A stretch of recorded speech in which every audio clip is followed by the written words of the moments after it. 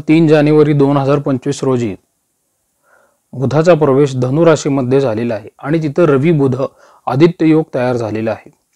आणि हा योग जो आहे हा मकर राशीच्या व्यक्तींसाठी फार प्रभावशाली असणार आहे। नोकरी असेल, व्यवसाय असेल किंवा आरोग्य किंवा नातेसंबंध असतील यावरही याचा परिणाम होणार आहे। या सगळ्याचा आपण थोडक्यात आढावा या व्हिडिओमध्ये घेऊया मित्रांनो, त्यामुळे व्हिडिओ आपण शेवटपर्यंत बघा। प्रत्येक क्षण तुमचं जीवन समृद्ध करण्यासाठी महत्त्वाचा असतो आणि हेच मला प्रत्येक राशी भविष्याच्या व्हिडिओमधून दाखवण्याचा माझा प्रामाणिक प्रयत्न असतो।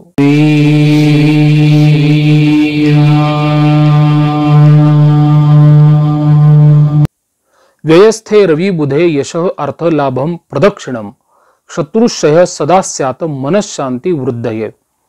याचा अर्थ असा आहे मित्रांनो, ज्या वेळेस रवी आणि बुध 12व्या भावात असतात तेव्हा व्यक्तीला यश मिळते, आर्थिक लाभ होतो आणि शत्रूंचा नाशही होत असतो। मनाची शांती आणि आत्मिक उन्नतीसाठी हा काळ अनुकूल असतो। रवी बुध युती याला बुधादित्य योगही म्हटलं गेलेलं आहे आणि हा बुधादित्य योग जेव्हा त्रिकोणातून असतो कालपुरुषाच्या, त्यावेळेस तो सर्व राशींना मानसिक बळ देत असतो। मित्रांनो, 12वा भाव हा परदेश प्रवास, खर्च, आत्मिक उन्नती आणि गूढ विद्यांचा भावही समजला जातो। या युतीमुळे तुमचं लक्ष परदेशाशी संबंधित कामांवरती केंद्रितही होईल।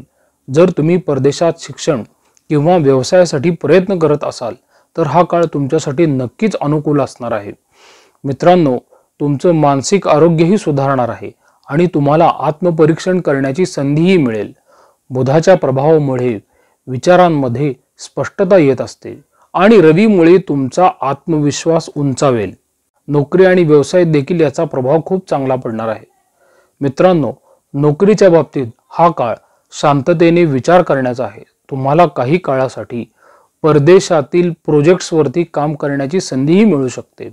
जर तुम्ही नवीन नोकरीसाठी प्रयत्न करत असाल तर परदेशाशी संबंधित संधींसाठी तुम्ही अगदी डोळसपणे विचार करा, तुम्हाला तिथून काही ना काहीतरी हाती लागेल।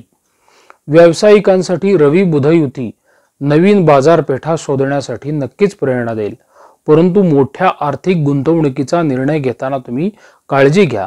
बुधाच्या प्रभावामुळे तुम्हाला चांगल्या संधी दिसतील, पण रवीमुळे थोडी घाई होऊ शकते बघा, म्हणूनच प्रत्येक निर्णय काळजीपूर्वक विचारपूर्वक घ्या। नातेसंबंध आणि कुटुंबिक जीवन याचा जर आपण विचार केला मित्रांनो, तर रवी बुध युतीमुळे तुम्हाला तुमच्या भावना व्यवस्थित व्यक्त करता येतील, परंतु व्यय भावात ही युती असल्यामुळे कधी कधी थोडं अंतर किंवा गैरसमजही निर्माण करते। त्यामुळे कुटुंबियांना वेळ देणं आणि त्यांच्या समस्या ऐकणं तुमच्यासाठी या काळात महत्त्वाचं आहे। तुमच्या जोडीदाराशी चर्चा करताना तुमचं बोलणं गोडच असलं पाहिजे। या काळात काही गैरसमजही निर्माण होण्याची शक्यता आहे, त्यामुळे संवाद स्पष्ट आणि प्रामाणिकपणा ठेवणं गरजेचं आहे। आरोग्याच्या बाबतीत मित्रांनो, हा काळ विश्रांतीचाच आहे। 12वा भाव मनशांतीचा आहे, त्यामुळे ध्यान धारणेचा सराव तुम्हाला नक्कीच लाभदायक ठरेल। जे आपण कधीच करत नाही ते करावं। बुधाचा प्रभाव तुम्हाला तुमच्या विचारांमध्ये स्पष्टता देईल आणि रवीमुळे तुम्हाला एक वेगळीच ऊर्जा तुमच्या अंतःकरणात जाणवेल। तुमच्या झोपेची सवय सुधारण्यासाठी थोडा प्रयत्न करा, कारण की व्यय भावातील 12व्या भावातील ही युती कधी कधी अनियमित झोप किंवा थकवा निर्माण करते। त्यामुळे चांगल्या आरोग्यासाठी नियमित जीवनशैली पाळणं फार गरजेचं आहे। मित्रांनो, मकर राशीच्या व्यक्तींसाठी हा काळ खर्च नियंत्रित ठेवण्याचा आहे। 12वा भाव हा खर्चाशी संबंधित आहे, त्यामुळे तुम्हाला अनावश्यक खर्च टाळणं गरजेचं आहे। बुधाच्या प्रभावामुळे तुम्हाला चांगल्या गुंतवणुकीची संधीही दिसेल, पण रवीच्या प्रभावामुळे घाई करू नका, मी हे तुम्हाला थोड्या वेळापूर्वी सांगितलेलं आहे। जर तुम्ही परदेशाशी गुंतवणुकीचा विचार करत असाल ना, तर हा काळ बऱ्यापैकी ठीक वाटतो। प्रत्येक निर्णय घेताना मात्र तज्ञांचा सल्ला पण मित्रांनो गरजेचा आहे।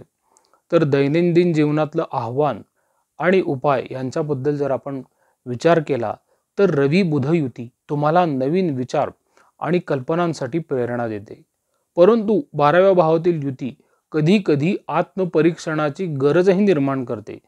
शांतपणे विचार करा आणि मगच तुमचं ध्येय ठरवा. तुमच्या खर्चांवरती नियंत्रण ठेवणं गरजेचं आहे. मी थोड्या वेळापूर्वीच सांगितलं, पण ते खर्च करताना डोळसपणे व्यवस्थित तुम्ही नियोजन करणंही तितकंच गरजेचं असतं. त्यामुळे मी बऱ्याच वेळा सांगत असतो की घरातील अनुभवी व्यक्तींचा सल्ला तुम्ही नेहमी घेणं गरजेचं आहे. तर निष्कर्ष असा असू शकतो मित्रांनो, मकर राशीसाठी रवी बुध युती हा काळ आत्मपरीक्षणाची नवीन संधी आहे. मनःशांती घेऊन येतो. तुमचं जीवन एका नव्या दिशेने नेण्यासाठी हा काळ महत्त्वाचा तर आहेच, पण प्रत्येक क्षणाचा योग्य उपयोग तुम्ही करा.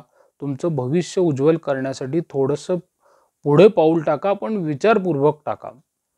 तर थोडक्यात मी व्हिडिओ बनवला आहे मित्रांनो, कारण की हा योग जो आहे तो 20 ते 25 दिवसांसाठीच असतो. सकारात्मक राहा, आनंदी राहा आणि तुमच्या स्वप्नांसाठी नेहमी मेहनतच करत राहा. बाकी कोणता उपाय करण्याची आवश्यकता नाही. जे काही तुमच्या आई वडिलांनी किंवा वडिलोपार्जित तुमचे कुलदेवताचे उपाय चालत आलेले असतात तरी सुद्धा ते पुरेसे आहेत. प्रसाद कुलकर्णी, पंढरपूर. श्रीराम.